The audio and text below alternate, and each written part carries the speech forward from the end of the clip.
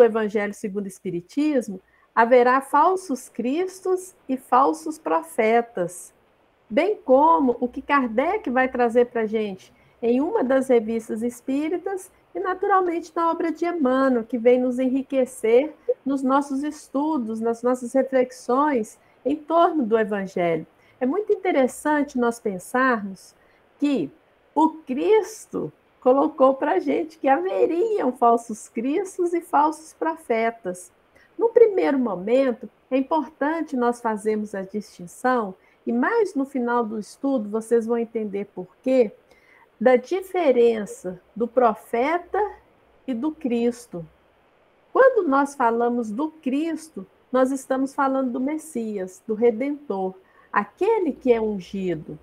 Enquanto que, quando nós nos referimos ao profeta, e nós vamos pegar a conceituação do Evangelho, porque ela é mais abrangente do que a conceituação, por exemplo, do dicionário, traz a perspectiva de que todo enviado de Deus, com a missão de instruir os homens e de lhes revelar coisas ocultas e os mistérios da vida espiritual, são profetas. Então, o profeta ele se caracteriza como aquela pessoa que está avançada perante o tempo, porque ela é capaz de promover a evolução nos diversos campos da ciência, da filosofia, dos aspectos sociais, por já ter uma vivência mais abrangente. Agora, cabe-nos atentar ao que o Cristo deixou registrado para a gente no Evangelho de Mateus, no capítulo 7, quando ele mesmo vai dizer assim para a gente: guardai-vos dos falsos profetas que vêm ter convosco, cobertos de peles de ovelha e que por dentro são lobos rapazes. Conhecê-los-eis pelos seus frutos. Podem colher-se uvas nos espinheiros ou figos nas sarças? Assim, toda árvore boa produz bons frutos e toda árvore má produz maus frutos. Uma árvore boa não pode produzir frutos maus, e uma árvore má não pode produzir bons frutos. Toda árvore que não produz bons frutos será cortada e lançada ao fogo. Conhecê-las-eis, pois, pelos seus frutos. E aqui cabe nós iniciarmos a reflexão em torno do Evangelho com a primeira fala do Cristo, que é a seguinte: guardai-vos dos falsos profetas. No primeiro momento, se nós formos pegar apenas a palavra falso em contraposição ao verdadeiro, parece-nos fácil a distinção do verdadeiro e do falso. Mas quando ele coloca que o falso profeta, ele vem ter conosco cobertos da pele de ovelha e que por dentro são lobos, isso nos faz ter uma perspicácia maior. Porque não é tão simples assim a distinção do verdadeiro e do falso. E diga-se de passagem, nós podemos dizer que nos diversos campos do presente, nós estamos nos deparando com muitos falsos profetas em que nós aceitamos como se fossem verdadeiros. E qual o ponto, ou um dos pontos que nós precisamos de atentar? O que move o falso profeta ou o falso Cristo? A sua própria ambição, os seus interesses pessoais e o seu anseio de dominação por possuírem determinado tipo de conhecimento, que visa o quê? Alcançar um prestígio ou um pseudo-poder sobre-humano por considerar-se que tem uma missão divina. Então, nós estamos dizendo o quê? De pessoas que almejam, em síntese, ganhar o poder, a fama, o destaque e a notoriedade. Logo, a preocupação maior é com o coletivo? Não. A preocupação maior é consigo mesmo, com o que vai receber do entorno ou das glórias que ele vai evocar para si.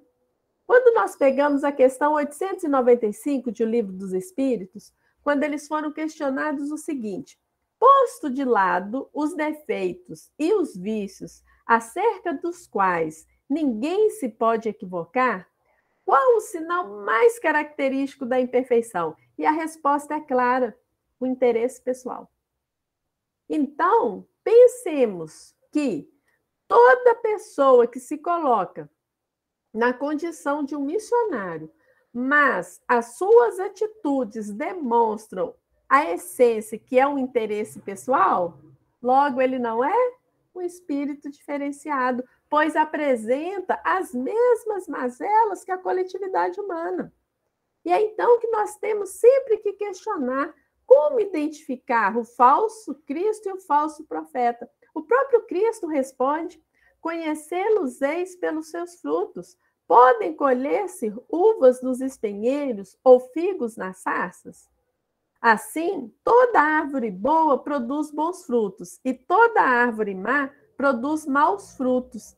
Isso traz para a gente a seguinte reflexão: cada indivíduo no trabalho ou na condição que arvora para si mesmo, ele não vai ser legitimado pelas suas falas, pelo seu carisma, mas pelos frutos. E o que são os frutos? A ação, a obra. Então, ou seja, isso vai dizer para a gente que importa avaliar muito mais o que faz do que fala. Só que tem um detalhe: no tempo. Não dá para fazer uma avaliação por uma única ação.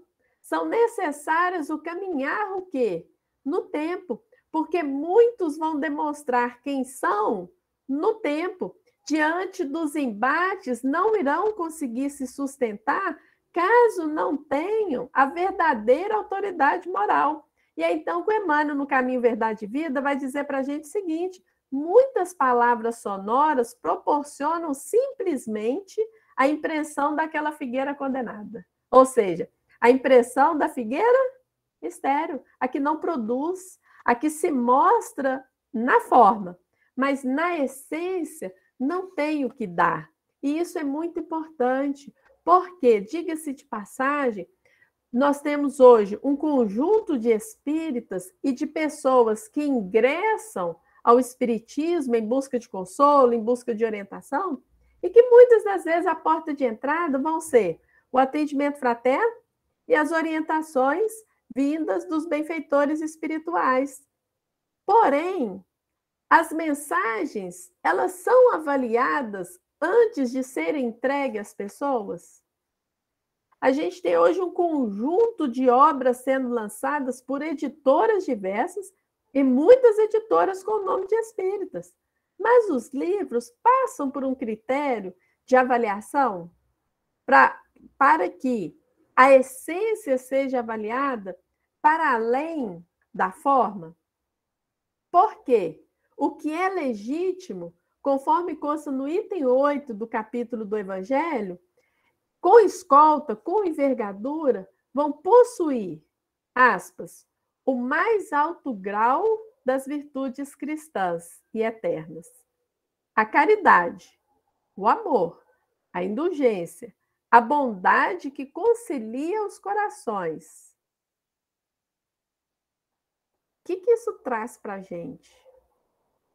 O médium, ou seja, o profeta, o espírito, a pessoa que se coloca na condição de ser um missionário, um Messias, se não apresenta esses caracteres, então não são enviados de Deus. Aí entra uma outra expressão, né? Avaliai se todos os espíritos são de Deus, que comporta a avaliação tanto para desencarnado quanto para encarnados, porque o processo que trata da mediunidade, ele requer de cada um de nós observação e análise, para que a gente tenha o quê? Uma percepção da coerência da palavra e da ação. E é então que nós adentramos com o conceito que Kardec vai trazer para a gente no Livro dos Médiuns, quando ele vai dizer o seguinte: qualquer nova opinião, qualquer nova ideia, por pouco que ela nos pareça duvidosa, ou seja, por mais que ela tenha bastante conteúdo, por mais que ela tenha bastante lógica, nós precisamos de fazer passar pela razão e pela lógica. o que a razão e o bom senso reprovarem, que a gente tenha coragem de reprovar. E é então que Kardec vai dizer que é melhor repelirmos 10 verdades do que admitirmos uma única falsidade, uma só teoria errônea, desculpe. Isso, gente, é extremamente importante, porque isso, inclusive, vai tratar do aspecto da humildade dos médios. Porque pensem vocês, uma reunião, igual a gente estava conversando antes de iniciar a reunião, né? Uma reunião mediúnica, que por noite um único médium produz psicografias. Se nós passamos pelo critério que Kardec coloca aqui, às vezes é necessário a gente anular a psicografia, ou seja, jogar fora, fazer uma avaliação e jogar lá fora. Agora, é fácil fazer a avaliação? Não. É fácil lidar com médio? Não, porque em via de regra os médios eles se melindram. E é então que os dirigentes ou os dialogadores, conforme a expressão usada, precisam de avaliar o seguinte: ao irem para o diálogo com o médium, estão imbuídos do verdadeiro amor? Estão imbuídos do verdadeiro princípio da caridade? As palavras utilizadas estão empregadas de respeito? Se a resposta for sim para os 3 elementos, o problema do melindre do médium é de quem? Exclusivamente dele. Cristina, mas se o médium sair da casa, se o médium sair da reunião, continua sendo problema dele. Agora, se da nossa parte para com ele, falta o amor, falta a caridade ou falta o respeito, concordam que nós nos tornamos corresponsáveis pelo que vem a ser da faculdade desse irmão? Por isso que nós precisamos sempre de analisar o quê? A nossa postura perante o outro, mas não nos preocuparmos com o melindre do outro, porque senão, quantas vezes nós iremos adotar atitudes ou comportamentos equivocados como sendo corretos. E isso não é bom para o coletivo e isso não é bom para a pessoa, porque nós vamos estar retirando dela a oportunidade que a tarefa traz a cada um de nós, que é a nossa autoeducação, que é o nosso próprio processo de evangelização. E aí vem um detalhe: quando Cristo envia alguém para falar em seu nome, acima de tudo, vai ser alguém que lhe segue os passos, que vai apresentar a brandura e a humildade no coração. E que, em via de regra, vão ser pessoas modestas e humildes. E aí, na instrução dos espíritos, veja o que eles nos falam e que nos faz refletir se, no âmbito da avaliação de médiuns, nós temos o devido rigor, porque olha aqui que ele vai dizer para a gente: de tudo o que revele um átomo de orgulho, fugir, como de uma lepra contagiosa que corrompe tudo em que toca. Gente, qual que é o tamanho de um átomo? Vou colocar um átomo aqui na palma da mão, dá para enxergar? Não. Mas se o médium apresentar um átomo de orgulho, foge. Aí vocês vão virar para mim e falar assim: Cristina, então não vai ficar mais média mediúnica. Aí é que tá. A gente tem que entender que as nossas reuniões mediúnicas, elas são exercícios de aprendizado para a gente.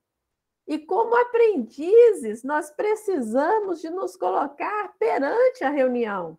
E muitas das vezes, algumas pessoas se arvoram o quê? A serem condutores, e condutores exclusivos. E isso nós precisamos de analisar, principalmente se for médio, porque tem um detalhe, que muitas das vezes nós não nos atentamos. Quando ele coloca foge, se tiver um átomo de orgulho, tem o seguinte aspecto: vocês já devem ter percebido ou vivenciado ao longo dos anos que nós temos médios que só dão comunicação ao benfeitor. Quando eu vejo isso, sabe qual que é a primeira coisa que eu penso? Por quê? Por que só dá comunicação a benfeitor? Porque, segundo Emmanuel, os médios, eles gravitam, vamos falar assim, dentro de uma faixa. Abstrai um pouquinho o vídeo e pensem que nessa faixa, vou pegar uma folha aqui para nos ajudar. Nessa faixa tem uma linha divisória. Da linha para cima é benfeitor. Da linha para baixo é espírito sofredor.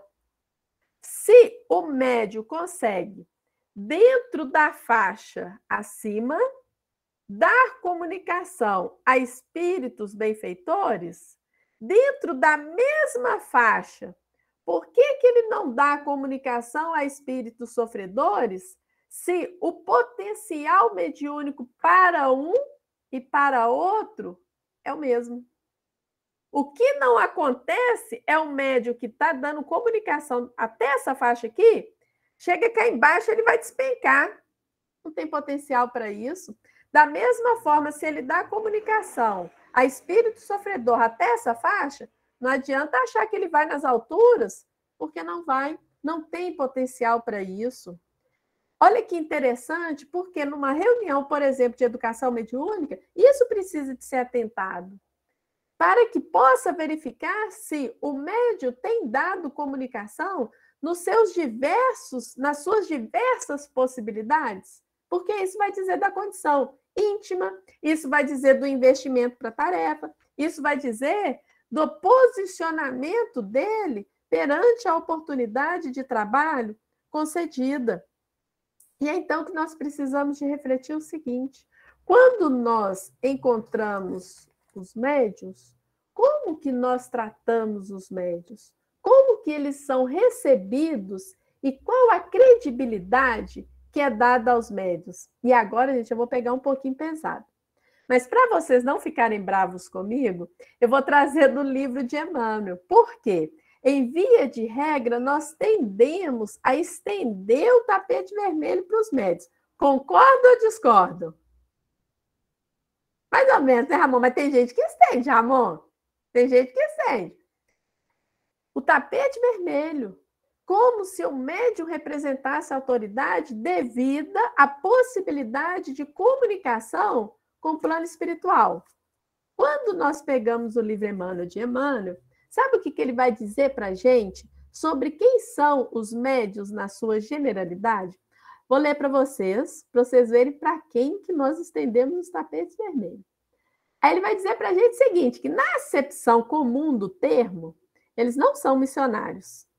São almas que fracassaram desastradamente, que contrariaram sobremaneira o curso das leis divinas e que resgatam, sobre o peso de severos compromissos e ilimitadas responsabilidades, o passado obscuro e delituoso. O seu pretérito, muitas vezes, se encontra enodoado de graves deslizes e de erros clamorosos. Aí olha como é que ele vai coroar a descrição, hein? Quase sempre são espíritos que tombaram nos cumes sociais pelos abusos do poder, da autoridade, da fortuna e da inteligência, e que regressam ao orbe terráqueo para se sacrificarem em favor do grande número de almas que desviaram das sendas luminosas da fé, da caridade e da virtude. O que nós depreendemos disso?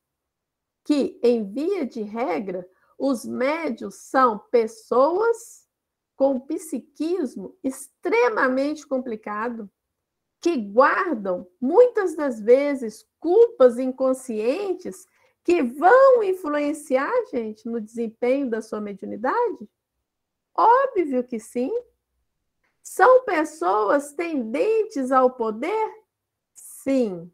E aí a gente começa a ver por que é complicado nós termos médiuns dirigindo casas espíritas. Porque a perspectiva de misturar um papel com outro papel, ela é enorme, pelas próprias características espirituais. Por isso que nós precisamos de aprender a conferirmos a cada um o seu papel. Claro que há exceções à regra, com toda certeza, porque algumas pessoas podem vir, inclusive, como prova. Um exemplo que nós temos disso, a Sueli Caldas Schubert. Era médium, dirigia a casa espírita e teve, vamos falar assim, um papel de destaque no movimento espírita. Então, a gente está falando de alguém o quê? Submetido a provas acerbas. Agora, na sua generalidade, são todos que vão dar conta de administrar isso com brandura, com humildade, com modéstia.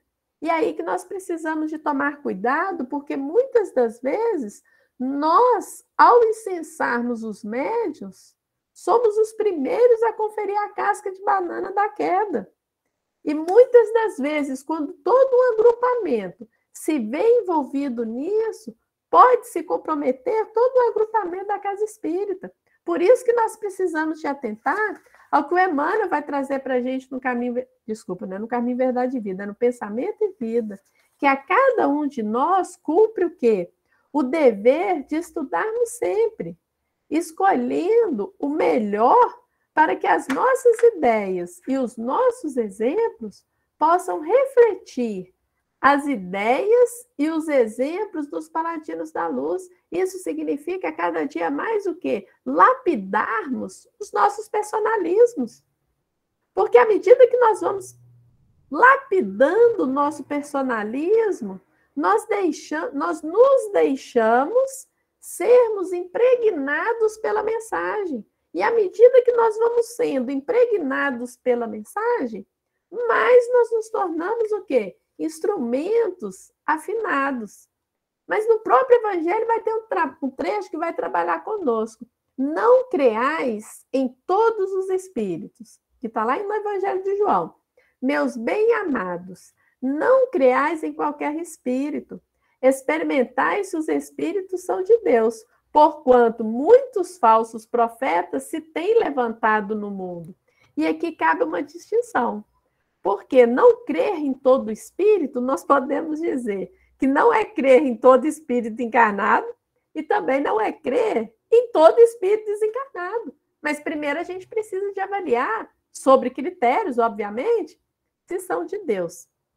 E aqui tem uma turma que fica um pouco brava comigo com um termo que eu uso. Eu espero que vocês não fiquem bravos. Se vocês ficarem bravos, depois o Ramon puxa a minha orelha no WhatsApp. Porque vejam vocês, aqui cabe a gente fazer uma distinção de duas palavrinhas: animismo e mistificação. Por quê? O animismo é aquilo que vem da alma, é aquilo que vem do médium. Nós temos um exemplo muito bom no livro Nos Domínios da Mediunidade, que a dona chega para a reunião, ela começa a falar como se tivesse um espírito comunicante. É o André Luiz Assunção fala assim, mas não tem espírito ali, não? Não, é o espírito da própria médium. E aí o orientador vai esclarecer a ele o que significa isso. Todos os médiuns passam pela cota do animismo alto quando estão iniciando. Quer seja pela falta de estudo, pela falta de conhecimento, pela necessidade de dreno psíquico para a mediunidade funcionar mais à frente, de maneira mais exuberante. Então, é normal. Com o tempo, o que se espera? Que esse médium, sendo acompanhado, a taxa do animismo vai só o quê? Reduzindo. A tal ponto que ela pode chegar a ser simplesmente o acesso do acervo psíquico do médium a qual os espíritos vão fazer uso. Até aqui, tranquilo? Agora a gente entra no outro que é complicado, que é a mistificação. A mistificação, ela vai se dar de duas formas. Agora que eu vou falar que pode ser, e lá depois o Ramon venha puxar minha orelha. Por quê? Pensem vocês. A mistificação, ela pode acontecer por parte do espírito comunicante e por parte do médium. Daí tranquilo. Por parte do espírito comunicante, em via de regra, vai ser pela vaidade e pelo orgulho do médium que se deixa levar por um espírito que?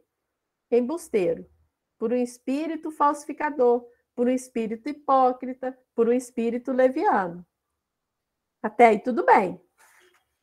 Porém, quando nós estamos falando da mistificação por parte do médium, A gente tem expositores mais elegantes, mas o Ramon, né, fez o convite, então, no momento, é o melhor que está tendo. Mas eu não encontrei palavra melhor para dizer o seguinte: é falta de caráter do médium. Cristina, mas falta caráter? Falta. E olha que eu nem estou falando que falta moralidade, que aí a gente ia dar mais uma gradação e a coisa fica mais complicada. Eu estou dizendo que falta caráter, porque caráter vem da educação, concordam? E por que falta caráter? Porque quando o médium mistifica, ele não está ali num processo inconsciente onde ele está sendo enganado por ninguém. Muito antes, pelo contrário, ele está enganando as pessoas, porque quando ele mistifica, não existe espírito, mas ele adota as características como se existisse espírito comunicante. Ué, Cristina, ficou igual no animismo. Não, no animismo ele não tem consciência.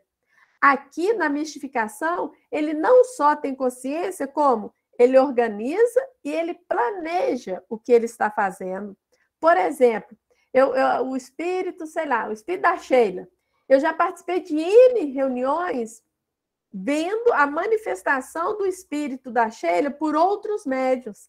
Aí eu pego e falo assim: ah, que bacana! O espírito da Sheila tem tais e tais características e modo de se comunicar que se repetem nesses médios. Então, vou pegar o Ramon para Cristo. Eu quero convencer o Ramon do que é melhor na condução da Fraternidade Abel Gomes, mas o Ramon, ele não me dá corda. Se eu for chegar para sentar e conversar, ele não me ouve. Então, o que eu vou fazer? Numa reunião mediúnica que o Ramon estiver presente, eu adoto deliberadamente as características da Sheila, porque o Ramon e os demais representantes, se não estiverem vigilantes, se não estiverem atentos, vai acreditar que é a Sheila. E aí, em meio a essas características, eu vou embutir as ideias que eu quero inocular no grupo. Aí, para concluir, é ou não é falta de caráter? Entenderam? Porque o processo ele é eminentemente planejado e totalmente consciente.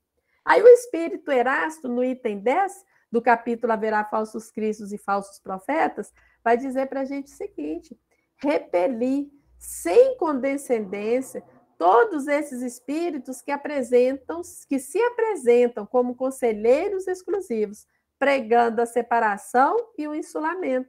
São quase sempre espíritos vaidosos e medíocres, que procuram impor-se a homens fracos e crédulos, ou seja, homens que não passam a comunicação pelo crivo da razão, da lógica e do bom senso. Então, veja para vocês verem que o tempo todo o convite é o quê? Análise. Ao discernimento. Porque nós precisamos de identificar o verdadeiro, para que a gente não se deixe levar por uma falsa mensagem. Porque uma falsa mensagem, quando ela começa a envolver todo um agrupamento, ela pode ter o poder de colocar um grupo a perder. E muitas das vezes os estragos, eles levam tempos para serem refeitos, para serem mudados. Haja visto esse momento que nós vivenciamos da pandemia, onde as casas espíritas fecharam. Olha a dificuldade que a gente está tendo de retornar para as casas. E as casas que já abriram e que retomaram todas as atividades, não retomaram com todos os trabalhadores que tinham antes. E aí fica a pergunta: cadê esses trabalhadores? Então, percebam como que o processo ele vai ganhando um crescendo que vai trazendo consequências no tempo. Agora, como então identificar o verdadeiro profeta? E é muito interessante, porque no item 9, no capítulo que nós estamos estudando, né, 21 do Evangelho, o Erasto não inicia falando das características do verdadeiro, ele inicia reforçando os falsos. Desconfiai dos falsos profetas. Por que ao invés de iniciar falando verdadeiro, ele reforça o falso? Porque o tempo todo os benfeitores nos conhecendo, eles vão nos motivar ao critério que da avaliação, da prudência, da vigilância. E aí ele vai fazer uma consideração que, em tempos como que nós estamos vivendo, ou seja, em períodos de transição, de transformação da humanidade para um novo piso, palavras dele agora, uma multidão de ambiciosos e intrigantes se arvoram em reformadores e em messias. Uma multidão. Então, o momento, hoje, é de nós buscarmos o quê? O trabalho seguro. O trabalho simples, mas com seriedade. O trabalho sem grandes ambições, porque senão nós vamos entrar nesse contexto da multidão. E isso vai dizer o quê? Muitas das vezes, da nossa própria perdição. Dentro disso... Cristina. Oi. Vladimir.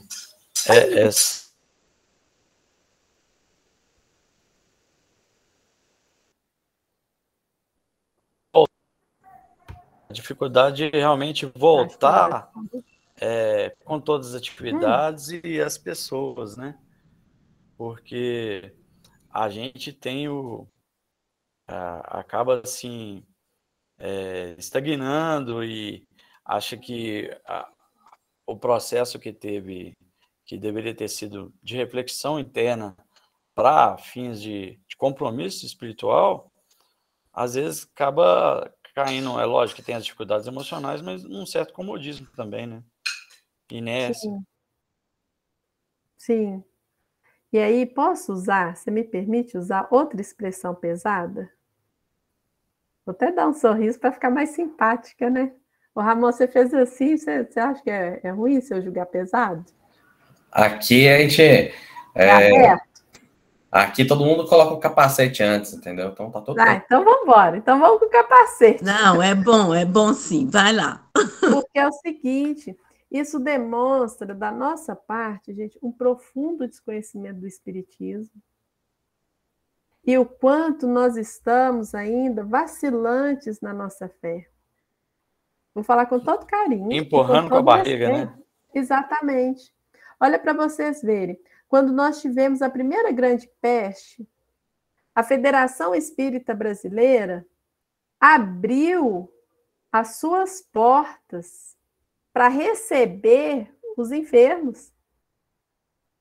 Agora, ela foi a primeira a redigir uma carta convidando as casas espíritas a fecharem, porque ela mesma estava fechada.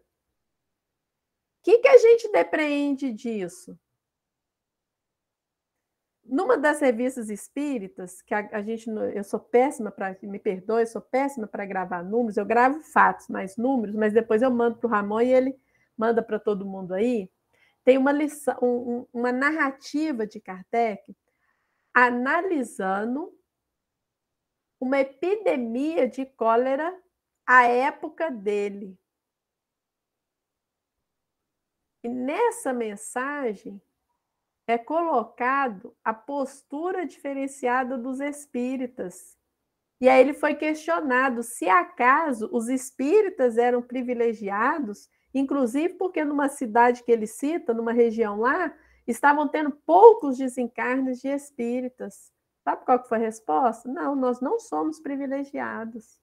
Mas em momentos como esses, o medo, ele gera um processo de adoecimento. Mas aqueles que se sustentam na fé, esses permanecem. Tá uma lição ali para a gente, não tá? Principalmente fé da vida futura, né? Exatamente. E aí tem um recado. Quantas vezes nós falamos que a casa espírita é hospital de almas? No momento que as almas mais precisaram, o que nós fizemos? Nós fechamos as portas. Aí vocês vão falar assim, não, Cristina, nós não fechamos as portas. Os estudos virtuais, eles continuaram para quem recebe o link, para quem está cadastrado. E o filho do Calvário? E aquela pessoa desesperada pensando em suicidar porque ela tem que sustentar a família e o comércio dela também foi fechado. Onde ela foi buscar recurso? Onde estava aberto. Então, isso tudo, gente, nos precisa fazer refletir. Por quê? Nós, espíritas, que dizemos acreditar na imortalidade da alma, na certeza da vida futura, é melhor chegarmos no plano espiritual com os espíritos nos encontrando no trabalho, no esforço, no sacrifício, ou confortavelmente em nossas casas, enquanto um conjunto de almas que não têm conhecimento estão sem amparo.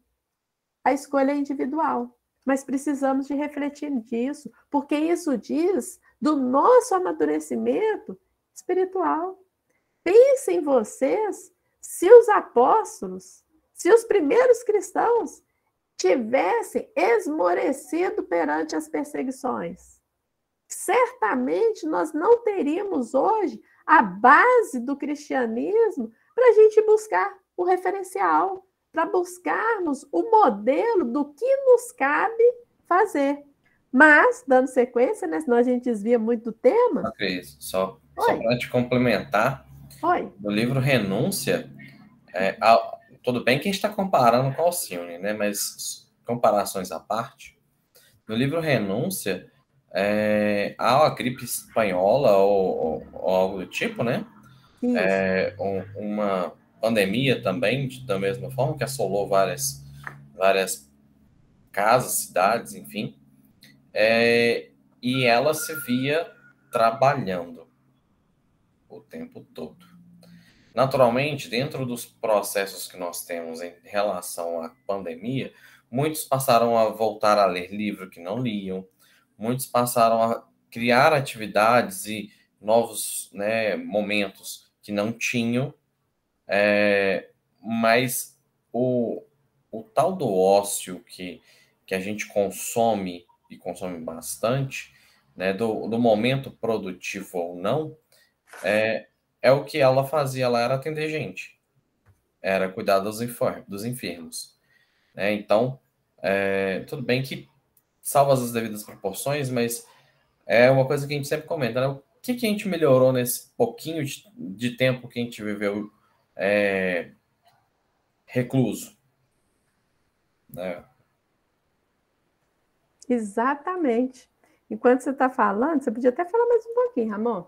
Eu estou procurando uma cola aqui para eu trazer para vocês, pelo seguinte, no livro Dinheiro, do Espírito Emmanuel, ele vai trazer para a gente uma consideração que depois que eu vi, na grande maioria das reflexões, dos estudos, eu venho apresentando, porque é o seguinte, o Emmanuel vai dizer para a gente nesse livro que muitos desastres nos perseguem o caminho nas nossas experiências necessárias, em forma de falhas e de fraquezas da nossa alma à frente das leis de Deus.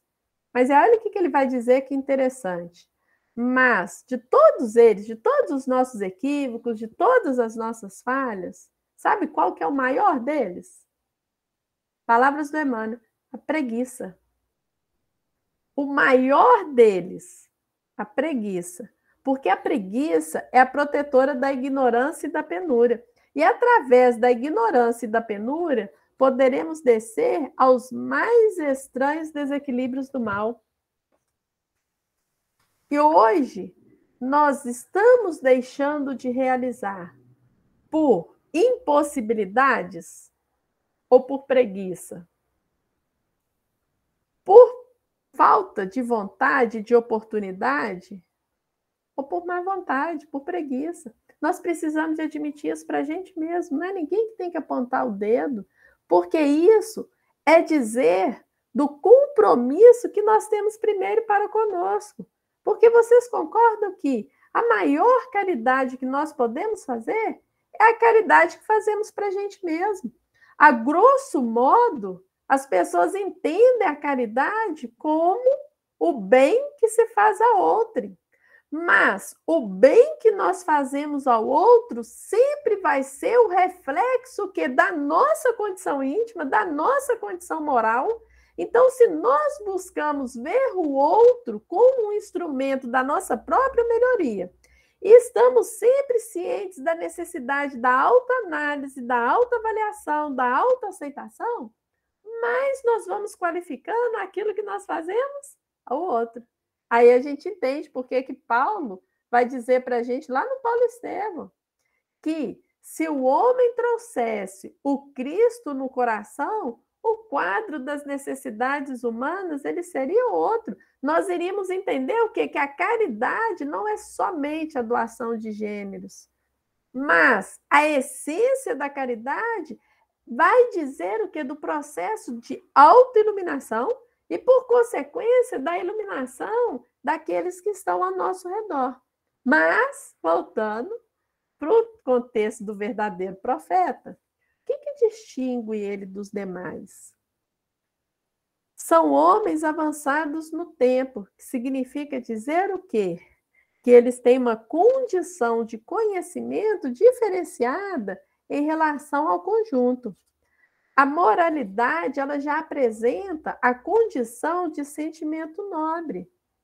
Então, o verdadeiro missionário, ele se apresenta o quê? Pela sua superioridade, pelas suas virtudes, pela grandeza, pelo resultado da sua obra e da influência moralizadora da sua obra.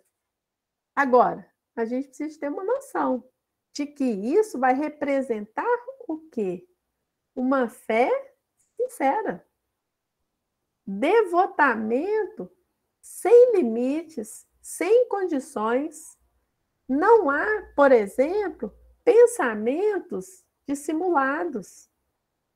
Vai ser caracterizado por um total desinteresse material e moral absoluto, bem como a abnegação da sua personalidade. Aí eu pergunto para vocês, nós conhecemos algum médium assim, algum profeta assim? Só o Chico. Mais nenhum. Então, olha como é que quando a gente vai lendo e a gente se permite pensar, mas o que é devotamento sem limite, né? Você fazer da sua vida uma vida de entrega e sem restrições. Desinteresse material e moral nenhum, ou seja, ele não quer nada para si, é tudo para os outros.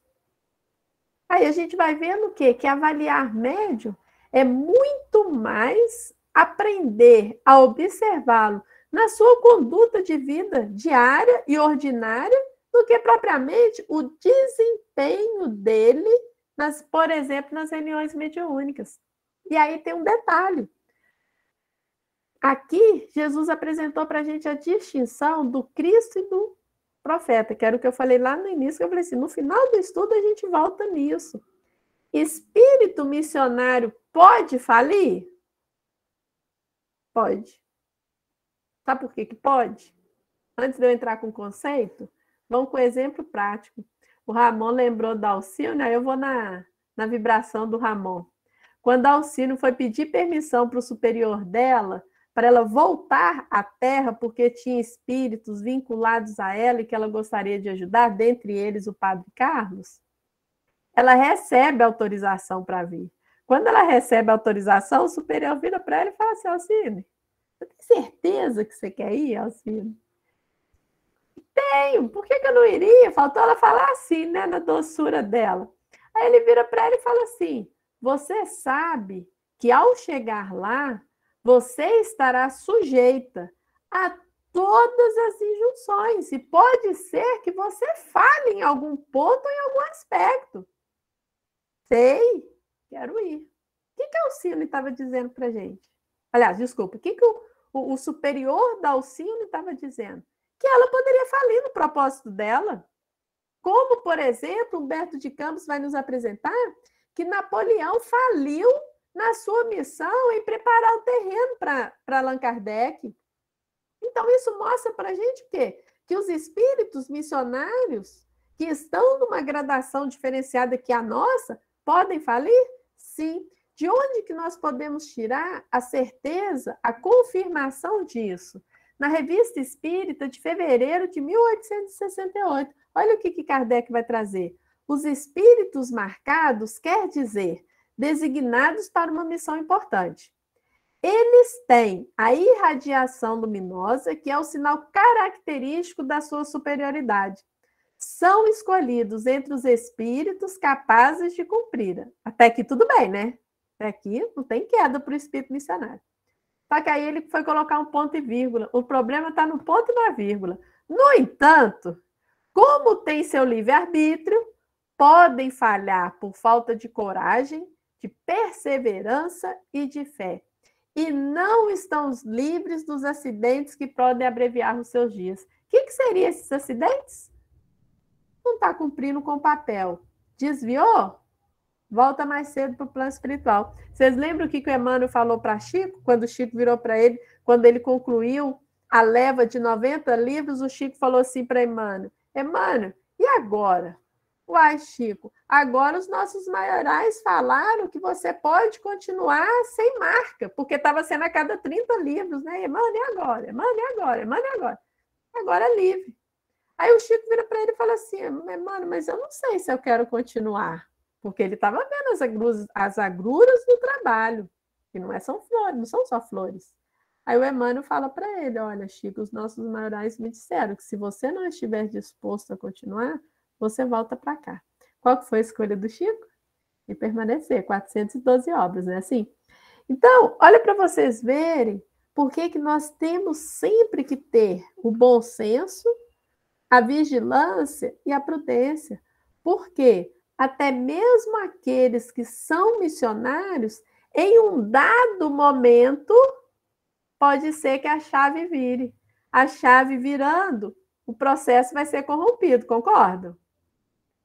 Aí a gente entende por que o Cristo distinguiu o profeta, o missionário, do Messias. Porque conforme, na mesma Revista Espírita de 1868, na mesma lição, ele vai descrever para a gente o que caracteriza o Messias. Seres superiores, chegados ao mais alto grau da hierarquia celeste, depois de terem chegado a uma perfeição que os torna doravante infalíveis e acima das fraquezas humanas, mesmo na encarnação. Ou seja, mesmo aqui, já não se corrompem mais e já não são mais influenciados por relações e pela matéria. Estão encarregados de transmitir e de fazer cumprir. É entre eles que Deus escolhe seus enviados especiais, ou seus messias para as grandes missões gerais, que no nosso caso, até hoje, nós só conhecemos um, Jesus, o guia e modelo. Não é ele mesmo que disse para a gente que eu e o Pai somos um? Que o alimento dele era fazer a vontade do Pai? Que vai dizer o quê? Da plena identificação dele com o Pai. Comporta falhas na missão? Não comporta. Ele retorna quando tiver que retornar ao plano espiritual, no momento proposto, tendo cumprido todo o anúncio da sua vinda. Dentro disso, gente, vamos ficar com Jesus quando ele vai falar assim: então, se alguém vos disser, o Cristo está aqui ou está ali, não acrediteis absolutamente, porquanto falsos cristos e falsos profetas se levantarão, que farão grandes prodígios e coisas de espantar, ao ponto de seduzir, e, se possível, os próprios escolhidos.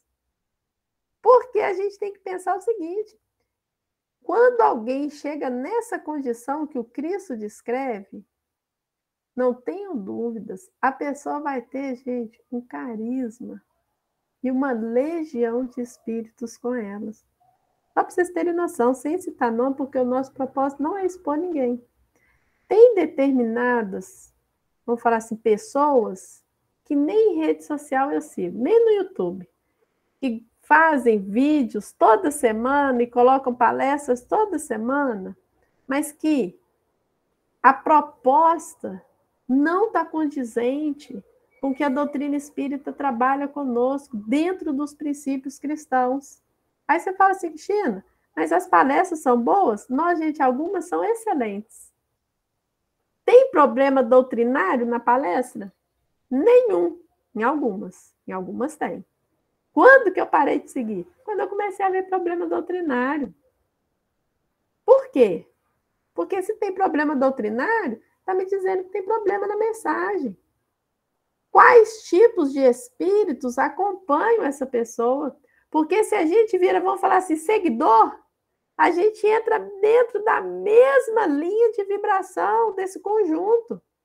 nós começamos a ser seduzidos sem nem percebermos o processo da sedução, porque achamos que está normal, que o processo é esse mesmo. Aí, na mesma revista espírita, é preciso, pois, desconfiar das falsas indicações que têm por objetivo enganar, tendo em vista de fazê-lo procurar onde não está. Uma vez que não é permitido aos espíritos revelar o que se ficar em segredo, toda a comunicação substanciada sobre este ponto deve ser tida por suspeita, como uma prova para aquele que a recebe. Vocês já viram algumas pessoas que adoram falar assim, Emmanuel está encarnado em São Paulo, não sei aonde.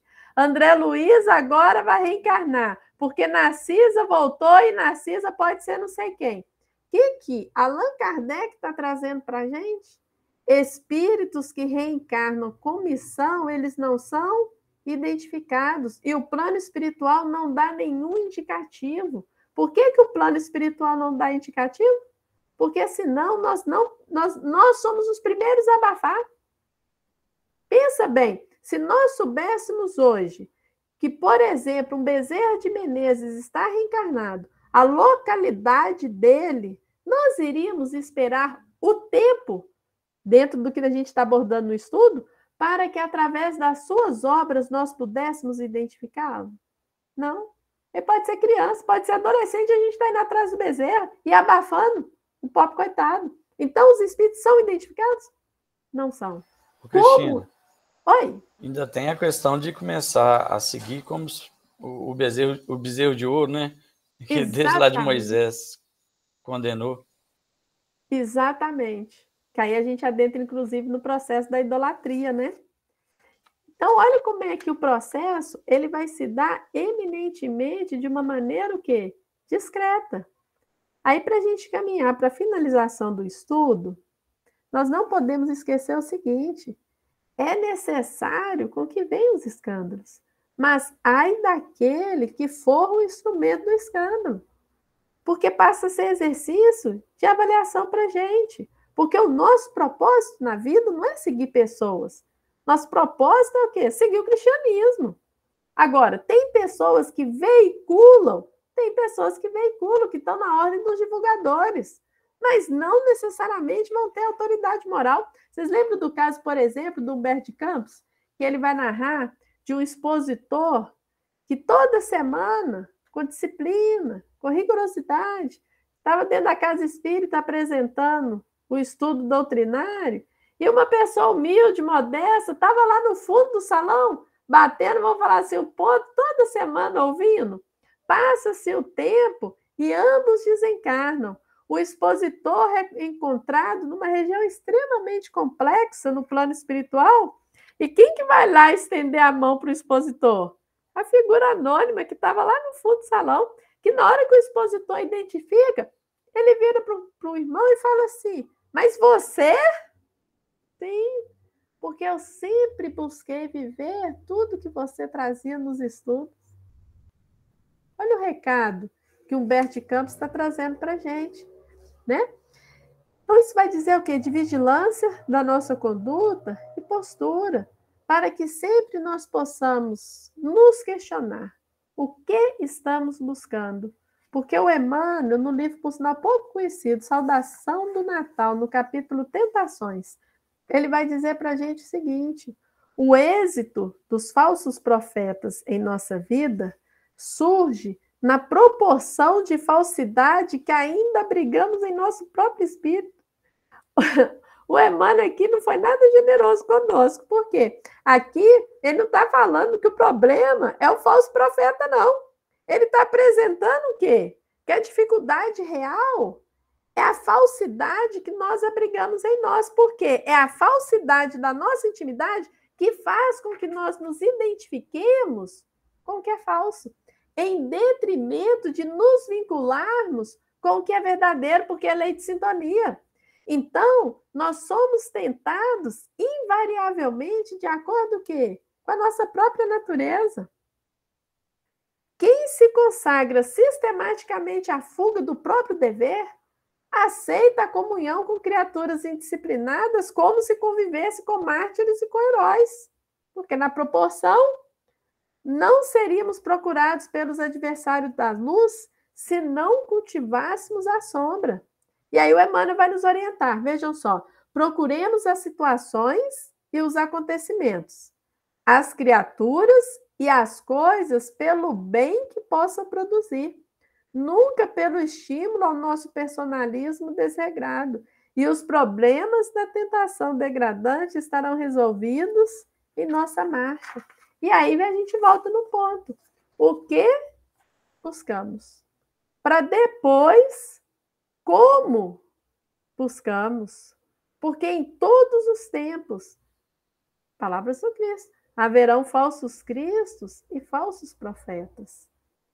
Não sei se vocês viram uma época que tinha virado moda no meio espírita, que o meio espírita é igual ao mundo, né? Da hora que vem os modismos, da tal... Ramon, se você lembrar o nome, eu esqueci o nome certinho, mas a coisa, né, é a tal do financiamento coletivo. O grupo vai gravar um CD, não tem recurso para gravar CD, aí abre o financiamento coletivo. Aí, vaquinha mesmo. É vaquinha? Ah, então vai, então vaquinha. A grosso modo... Financiamento coletivo é o nome chique. É a vaquinha. Nome técnico, como então tá, então vamos para a vaquinha. Então vamos para a vaquinha. Aí, porque nós gostamos do grupo, o que a gente faz? Vou doar. A gente financia. Pergunto para vocês, devemos fazer isso? Não. Por que nós não devemos? O Cristo não fala para a gente avaliar a primeira obra? Como é que eu vou financiar um CD que eu ainda não ouvi as músicas?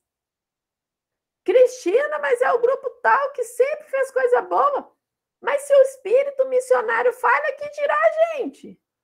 Aí tá a gente financiando um CD que vai rodar mundo, porque hoje em dia com a internet roda esse mundo, que nós financiamos e que pode ser que tenha uma mensagem o quê? Ou complexa ou duvidosa. Perceberam, gente, como é que nas mínimas coisas nós precisamos de atentar se a nossa escolha ela está condizente com o Evangelho? Porque se ela estiver condizente com o Evangelho, vamos fundo. Agora, se a escolha não estar condizente, vamos pôr o pé no freio.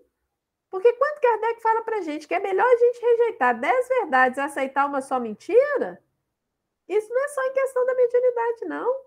Porque o Emmanuel não vai dizer para a gente que vai chegar o dia que nós seremos chamados a prestar contas do que fizemos da doutrina espírita, que, por sinal, está de acordo com o que está no Evangelho de Lucas, quando Jesus vai dizer, dá conta da tua administração.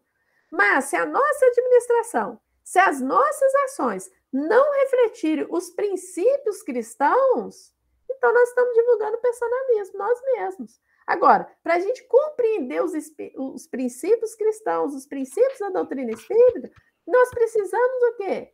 De estudar. Porque estudando, é lendo, é relendo, é comparando, e a gente vai entendendo melhor o que está sendo proposto, o que eles estão querendo nos dizer. Porque às vezes, nós, igual quando eu falei assim, vou falar uma palavra pesada, né? Falta de caráter, porque eu sei que é pesado. Mas vocês repararam que os espíritos também usam de expressões fortes, mas que na hora que essas expressões fortes são para nos corrigir ou para nos cercear, é como se a gente passasse por elas sem entender. Quando ele fala aqui, se tiver um só átomo de orgulho, foge. O que ele está querendo dizer para a gente? Se alguém se apresenta como missionário, mas ele não tem conduta moral para tal, no mínimo que seja, nós vamos dar crédito? Não. Mas, em via de regra, o que a gente tem visto é o quê? Em especial, estou focando no meio espírita, que é o nosso meio. A gente vê isso em todos os campos, né?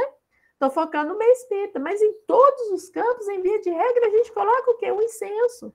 Sendo que o objetivo é sempre o da discrição, é sempre o da moralidade, porque, diga-se de passagem, agora sim, para finalizar, a doutrina espírita, ela não veio para trabalhar o coletivo, a doutrina espírita veio para trabalhar a individualidade, dentro da proposta da reforma íntima. Isso acontecendo em cada um de nós, naturalmente, o reflexo vai se dar no coletivo. Viram que o foco é diferente? Então, que nós possamos sempre atentar para isso, para que nós possamos, no nosso processo de busca, escolhermos sempre a melhor parte. Agradeço a vocês a atenção. o carinho do convite, que Deus nos abençoe e que Jesus possa sempre